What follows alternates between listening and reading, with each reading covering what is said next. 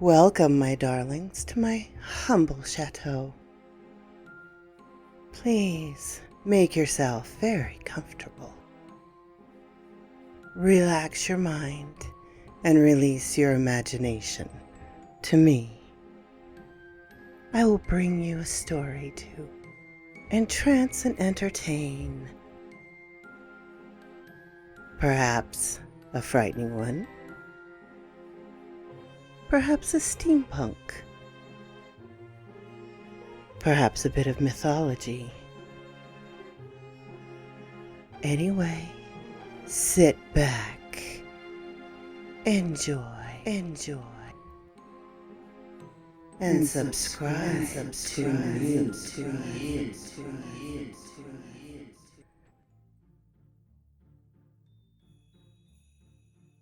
The Turn of the Screw by Henry James. The story had held us round the fire, sufficiently breathless, but except the obvious remark that it was gruesome, as on Christmas Eve in an old house, a strange tale should essentially be, I remember no comment uttered till someone happened to say that it was the only case he had met in which such a visitation had fallen on a child. The case, I may mention, was that of an apparition in just such an old house as had gathered us for the occasion. An appearance of a dreadful kind to a little boy sleeping in the room with his mother, and waking her up in the terror of it, waking her not to dissipate his dread and soothe him to sleep again, but to encounter also herself, before she had succeeded in doing so, the same sight that had shaken him. It was this observation that drew from Douglas, not immediately, but later in the evening, a reply that had the interesting consequence to which I call attention. Someone else told a story not particularly effective, which I saw he was not following. This I took for a sign that he had himself something to produce, that we should only have to wait.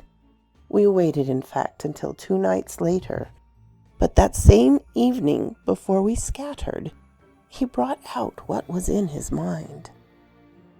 I quite agree, in regard to Griffin's ghost, or whatever it was, that its appearing first to the little boy, at so tender an age, added a particular touch. But it's not the first occurrence of its charming kind that I know to have involved a child. If the child gives an effective turn of the screw, what do you say to 2 children? We say, of course, somebody exclaimed, that they give 2 turns, also that we want to hear about them. I can see Douglas there before the fire, to which he had got up to present his back, looking down at his interlocutor with his hands in his pockets. Nobody but me, till now, has ever heard. It's quite horrible.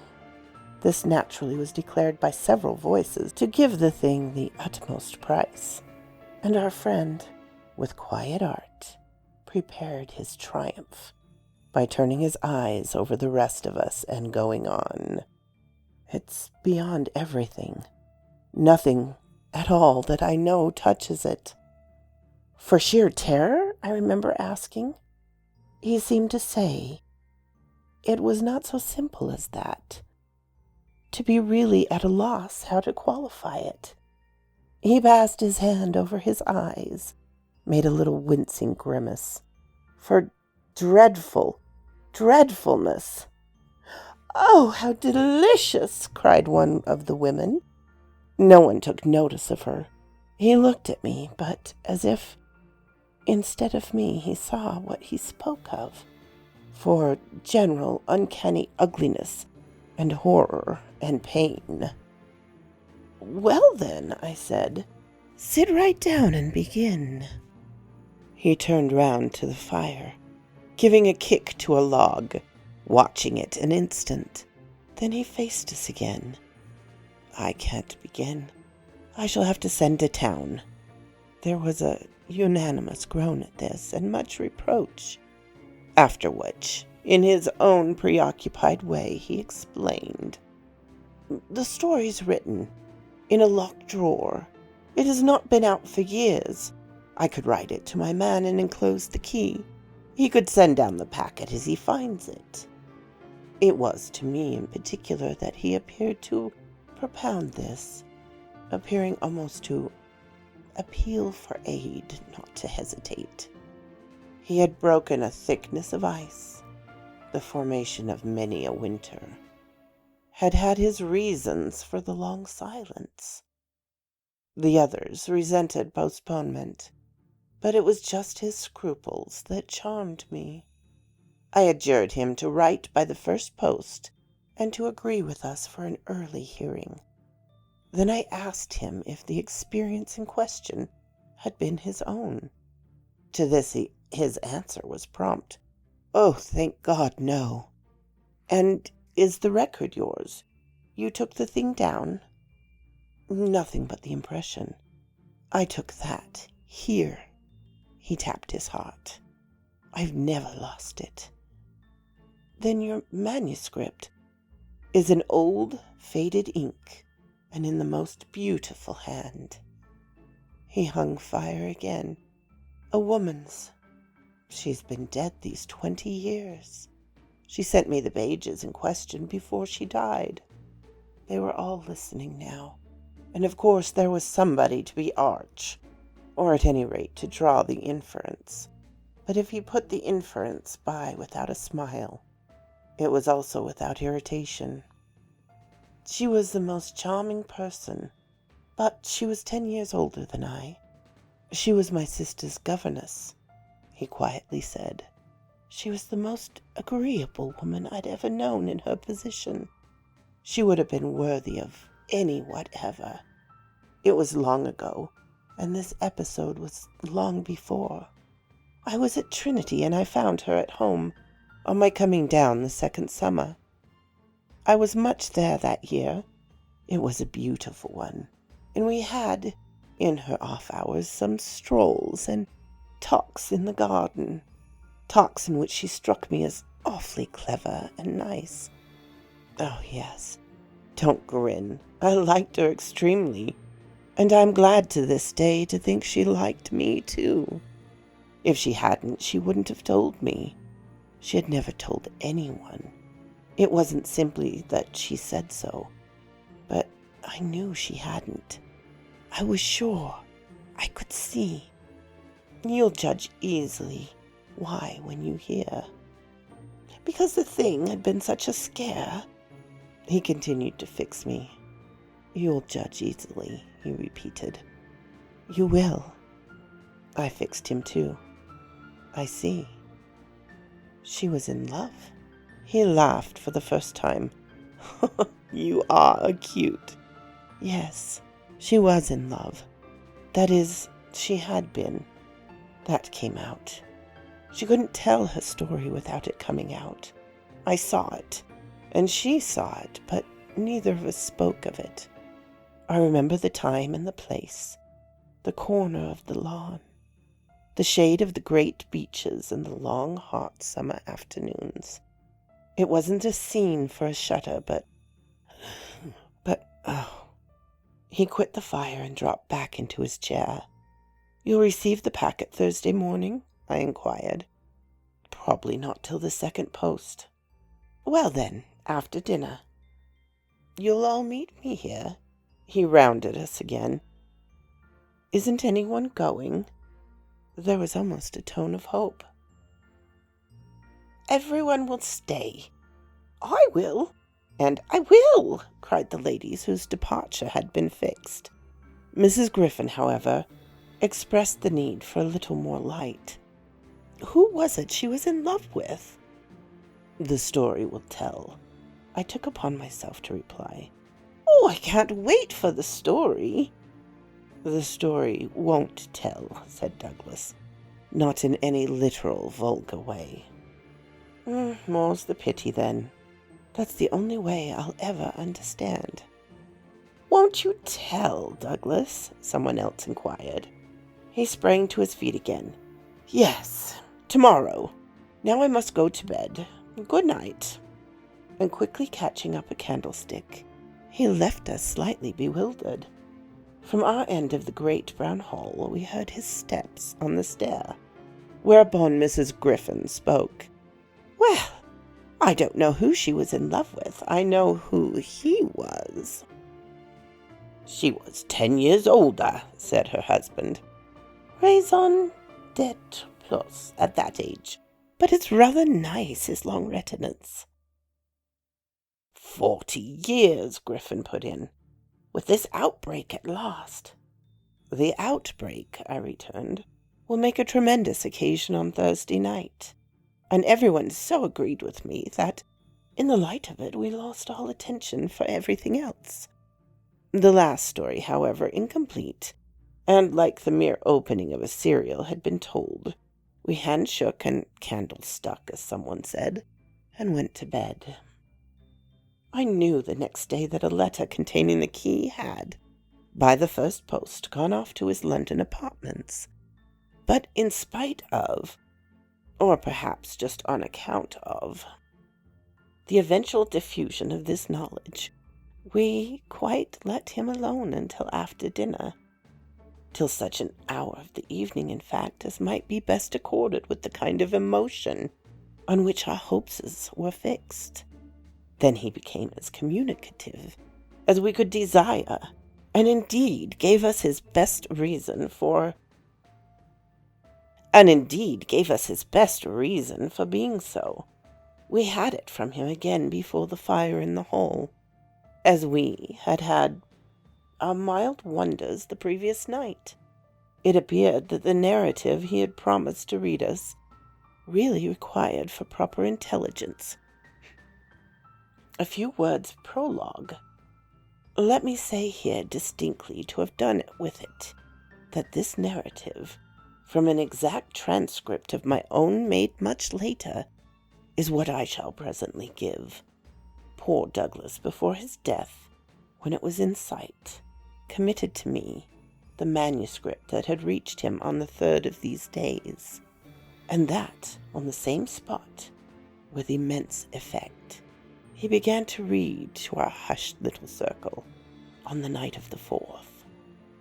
The departing ladies who had said they would stay didn't, of course, thank heavens, stay. They departed in consequence of arrangements made in a rage of curiosity, as they professed, produced by the touches with which he had already worked us up. But that only made his little final auditory more compact and select, kept it round the hearth, subject to a common thrill. The first of these touches conveyed that the written statement took up the tale at a point after it had, in a manner, begun. The fact to be in possession of was therefore that his old friend, the youngest of several daughters of a poor country parson, had, at the age of 20, on taking service for the first time in the schoolroom, come up to London in trepidation to answer in person an advertisement that had already placed her in brief correspondence with the advertiser. This person proved, on her presenting herself for judgment at the house in Harley Street, that impressed her as vast and imposing. This prospective patron proved a gentleman, a bachelor in the prime of his life. Such a figure has never risen, save in a dream or an old novel, before a fluttered, anxious girl, out of a Hampshire vicarage. One could easily fix his type. It never happily dies out. He was handsome and bold and pleasant, offhand and gay and kind. He struck her inevitably as gallant and splendid. But what took her most of all, and gave her the courage she afterwards showed, was that he put the whole thing to her as a kind of favor, an obligation he should gratefully incur. She conceived him as rich, but as fearfully extravagant. saw him all in a glow of high fashion, of good looks, of expensive habits, of charming ways with women. He had for his own town residence a big house filled with the spoils of travel and the trophies of the chase. But it was to his country home, an old place in Essex, that he wished her immediately to proceed. He had been left, by the death of their parents in India, guardian to a small nephew and a small niece, children of a younger military brother whom he had lost 2 years before. These children were, by the strangest of chances for the man in his position, a lone man without the right sort of experience, or a grain of patience, very heavily on his hands. It had all been a great worry, and, on his own part doubtless, a series of blunders. But he immensely pitied the poor chicks, and done all that he could. In particular, sent them down to his other house, the proper place for them being, of course, the country, and kept them there from the first with the best people he could find to look after them, parting even with his own servants to wait on them, and going down himself whenever he might, to see how they were doing. The awkward thing was that they had practically no other relations, and that his own affairs took up all his time. He had put them in possession of Bly, which was a healthy and secure, and had placed them at the head of their little establishment, but below stairs only, an excellent woman, Mrs. Gross, whom he was sure his visitor would like, and who had formerly been a maid to his mother. She was now housekeeper, and was also acting for the time as superintendent to the little girl, of whom, without children of her own, she was by luck extremely fond. There were plenty of people to help, but of course the young lady should go down as governess, would be in supreme authority. She would also have, in holidays, to look after the small boy, who had been for a term at school. Young as he was to be sent, but what else could be done? And who, as the holidays were about to begin, would be back from one day to the other.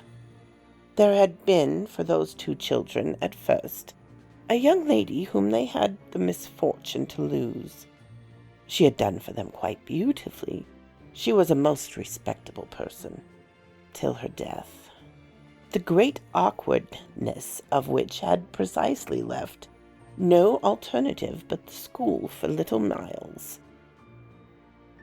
Mrs. Gross, since then, in a way of manners and things, had done as she could for Flora, and there was, further, a cook, a housemaid, a dairy woman, an old pony, an old groom, and an old gardener, all likewise thoroughly respectable. So far had Douglas presented his picture, when someone put a question. And what did the former governess die of? Of so much respectability. Our friend's answer was prompt. That will come out. Don't anticipate. Excuse me, I thought that was just what you are doing. In her successor's place, I suggest, we should have wished to learn if the office was brought with it. Necessary danger to life? Douglas completed my thought. She did wish to learn, and she did learn. You shall hear tomorrow what she learned. Meanwhile, of course, the prospect struck her as slightly grim. She was young, untried, nervous. It was a vision of serious duties and little company, of really great loneliness. She hesitated, took a couple of days to consult and consider, but the salary offered much exceeded her modest measure, and on a second interview she faced the music. She engaged. And Douglas, with this, made a pause, for the benefit of the company, moved me to throw in, the moral of which was, of course, the seduction exercised by the splendid young man. She succumbed to it. He got up, as he had done the night before, went to the fire, gave a stir to a log with his foot, then stood a moment with his back to us. She saw him only twice. Yes, but that's just the beauty of her passion. A little to my surprise on this, Douglas turned round to me. It was the beauty of it. There were others, he went on, who hadn't succumbed. He told her frankly all of the difficulties. There were others, he went on, who hadn't succumbed. He told her frankly all his difficulties, that for several applicants the conditions had been prohibitive. They were somehow simply afraid.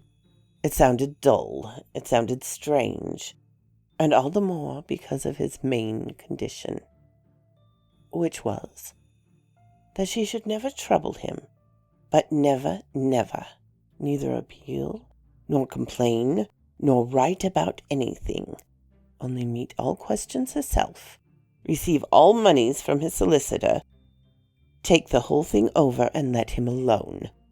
She promised to do this, and she mentioned to me that when, for a moment, disburdened, delighted, he held her hand, thanking her for her sacrifice, she already felt rewarded.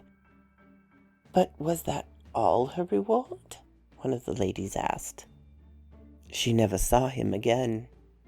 Oh, said the lady, which, as our friend immediately left us again, was the only other word of importance contributed on the subject, till the night by the corner of the hearth, in the best chair, he opened the faded red cover of a thin, old-fashioned, gilded-edge album. The whole thing took indeed more nights than one, but on the first occasion, the same lady put another question. What is your title? I haven't one. Oh, I have, I said, but Douglas, without heeding me, had begun to read with a fine clearness that was like a rendering to the ear of the beauty of his author's hand.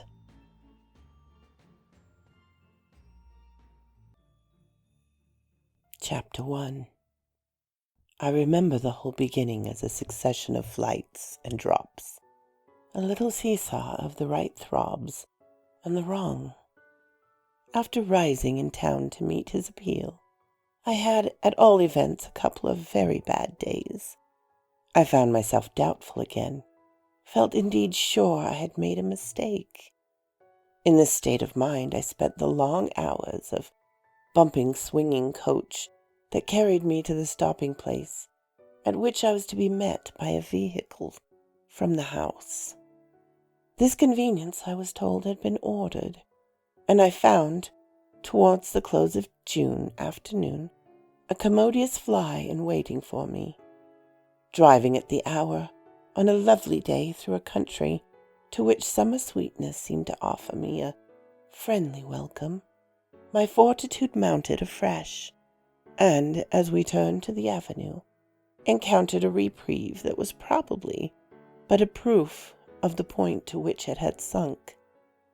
I suppose I had expected or had dreaded something so melancholy that what greeted me was a good surprise. I remember, as a most pleasant impression, the broad, clear front, its open windows and fresh curtains, and the pair of maids looking out. I remembered the lawn, and the bright flowers, and the crunch of my wheels on the gravel, and the clustered treetops over which the rocks circled and cawed in the golden sky. The scene had a greatness that made it a different affair from my own scant home, and there immediately appeared at the door a little girl in her hand, a civil person who dropped me a decent curtsy, as if I had been the mistress or a distinguished visitor.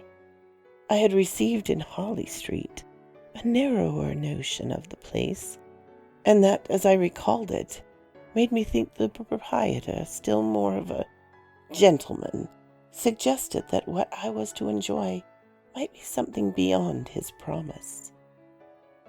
I had no drop again till the next day, for I was carried triumphantly through the following hours by my introduction to the younger of my pupils, the little girl who accompanied Mrs. Gross appeared to me on the spot a creature so charming as to make it a great fortune to have to do with her.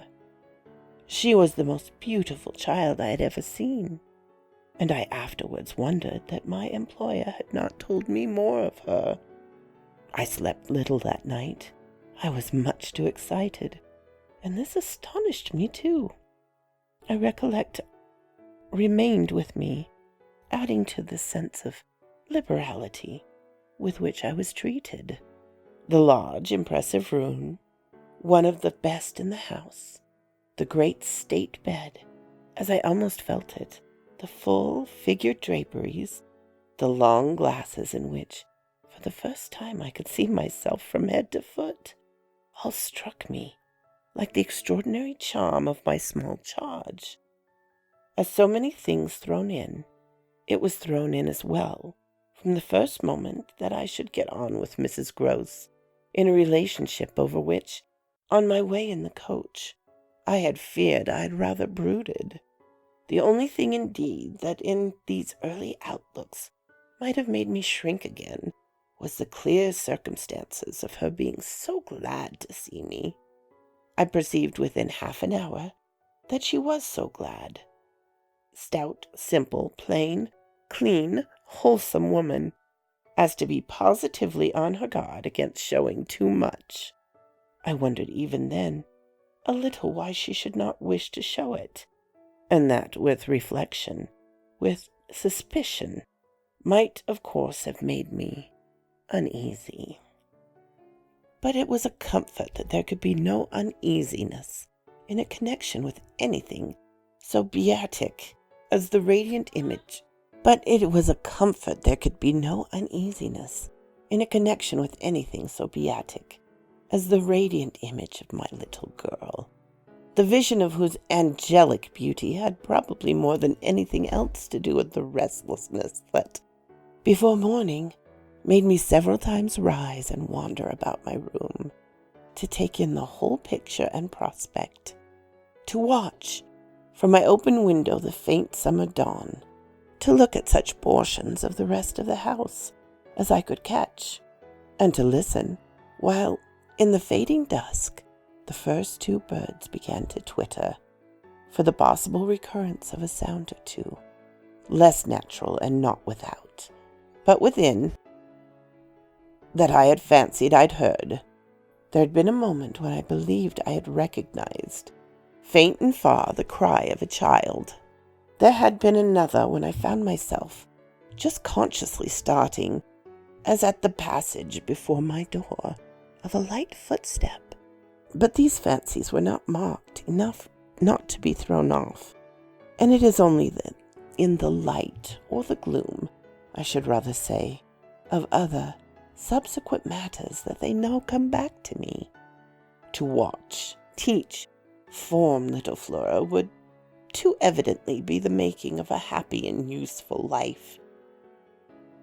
It had been agreed between us downstairs that after this first occasion I should have her as a matter of course at night, her small white bed being already arranged to that end in my room. What I had undertaken was the whole care of her, and she had remained just this last time with Mrs. Gross, only as an effect of our consideration for my inevitable strangeness and her natural timidity. In spite of this timidity, which the child herself, in the oddest ways of the world, had been perfectly frank and brave about, allowing it without a sign of uncomfortable consciousness, with the deep, sweet serenity, indeed, of one of Raphael's holy infants, to be discussed, to be imputed to her, and to determine us. I feel quite sure she would presently like me. It was part of what I already liked Mrs. Gross herself for, the pleasure I could see her feel in my admiration and wonder, as I sat at supper with 4 tall candles, and with my pupil in a high chair and bib, brightly facing me. Between them, over milk and bread, There were natural things that in Flora's presence could pass between us only as prodigious and gratified looks, obscure and roundabout allusions. And the little boy, does he look like her? Is he so very remarkable? One wouldn't flatter a child. Oh, miss, most remarkable. If you think well of this one. And she stood there with a plate in her hand, beaming at our companion, who looked from one of us to the other with placid heavenly eyes that contained nothing to check us. Yes, if I do, you will be carried away by the little gentleman. Well, that, I think, is what I came for, to be carried away. I am afraid, however, I remember feeling the impulse to add, I'm rather easily carried away. I was carried away in London. I can still see Mrs. Gross's broad face as she took this in.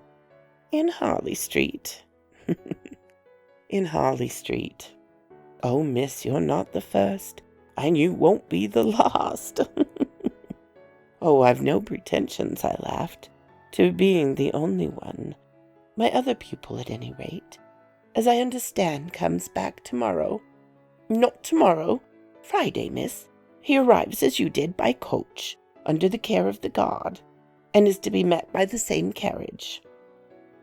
I forthwith expressed that the proper as well as the pleasant and friendly thing would be therefore that on the arrival of the public conveyance I should be in waiting for him with his little sister, an idea in which Mrs. Gross concurred so heartily that I somehow took her manner as a kind of comforting pledge, never falsified, thank heavens, that we should on every question be quite at one.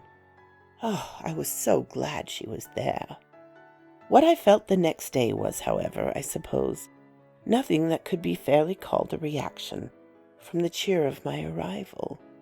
It was probably at the most only a slight oppression, produced by a fuller measure of the scale, as I walked round them, gazed up at them, took them in of my new circumstances. They had, as it were, an extent and mass for which I had not been prepared, and in the presence of which I found myself, freshly, a little scared as well as a little proud. Lessons in this agitation certainly suffered some delay. I reflected that my first duty was, by the gentlest arts I could contrive, to win the child into the sense of knowing me. I spent the day with her out of doors. I arranged with her to great satisfaction that it should be she only, who might show me the place. She showed it step by step, and room by room, and secret by secret, with droll, delightful, childish talk about it, and with the result, in half an hour, of becoming immense friends. Young as she was, I was struck, throughout our little tour, with her confidence and courage with the way, in empty chambers and dull corridors, on crooked staircases, that we made pause, and even on the summit of an old Machicolit square tower that made me dizzy. Her morning music, her disposition to tell me so many more things than she asked, rang out and led me on. I have not seen Bly since the day I left it, and I dare say that to my older, more informed eyes, it would now appear sufficiently contracted. But as my little conductress, with her hair of gold and her frock of blue, danced before me round corners and pattered down passages, I had the view of a castle, of romance inhabited by a rosy sprite, such a place as would somehow, for diversion of the young idea, take all color out of storybooks and fairy tales. Wasn't it just a big storybook over which I had fallen a doze a dream? No, it was a big, ugly, antique, but convenient house, embodied a few features of a building still older, half replaced and half utilized, in which I had the fancy of our being almost as lost as a handful of passengers in a great drifting ship. Well, I was, strangely, at the helm. So quote this raven. Well, my darlings, I am sorry. I will have to stop there due to my voice giving out again. This story gained a lot of votes, and I decided to do it first, as it was in the book told as a Christmas ghost story. So the month of December is a good time to tell it. And I hope you enjoy it. Of course, it is along the lines of Jane Eyre, without so much romance. And more scare. Perhaps. I think. Anyway, my darlings, I hope you've enjoyed it. And I hope you have a marvelous weekend, my darlings. And hopefully tomorrow I will have snow again, the steampunk fairy tale. We will see how the rest of the week goes. And I will see you next time, my darlings. Bye-bye.